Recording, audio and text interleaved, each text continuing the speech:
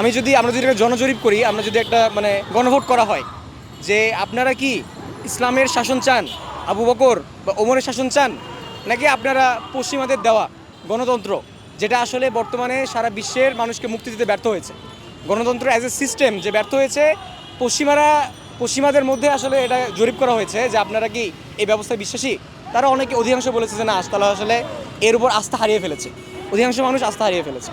তো কাজেই বাংলাদেশে আমি যদি বলি যে আমার বাংলাদেশে ইসলাম রাষ্ট্র প্রতিষ্ঠা করতে সমস্যা কোথায়, কারণ আমি যদি কম্পেয়ার করি বর্তমান যে ক্যাপিটালিস্ট ওয়ার্ল্ড অর্ডার, এটা কিন্তু ক্যাপিটালিজমের যে ইকোনমিক সিস্টেম, সোশ্যাল সিস্টেম, এগুলো বাস্তবায়ন করে কিন্তু আমরা চলতেছি। বাট আমরা কি আসলে বৈষম্যহীন সমাজ পেয়েছি?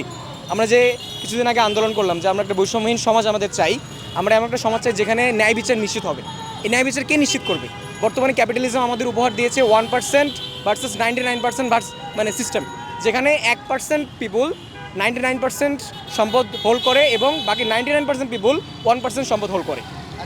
এর এগেইনস্টে ডেফিনেটলি ইসলামের একটা বিস্তারিত পলিসি। এখন হ্যাঁ, এই বিষয়টা আসলে একটু জটিল মনে হয় যে আসলে কীভাবে বাংলাদেশের প্রেক্ষাপটে মানে ইসলামের রাষ্ট্র বর্তমানে প্রতিষ্ঠা হবে। খিলাফতে রাশিদের মডেল হওয়া উচিত, এবং ইস্যু হচ্ছে অনেকে বলতে পারে যে খিলাফতে রাশিদ তো অনেক আগে ছিল। না, আমি বলবো যে খিলাফতে রাশিদে যেটা 622 সালে আল্লাহ রসুলের মাধ্যমে প্রতিষ্ঠিত হয়, খিলাফতে রাশিদ বলতে আল্লাহ রসুল প্রতিষ্ঠা করেন, পরবর্তীতে 4 খলিফা আসে। এই রাষ্ট্র কিন্তু 1924 সাল পর্যন্ত এক্সিস্ট করে, যেটা উসমানী খিলাফত। 1924 সালে উসমানী খিলাফতকে বিশ্বাসঘাতক মোস্তফা কামাল ধ্বংস করে।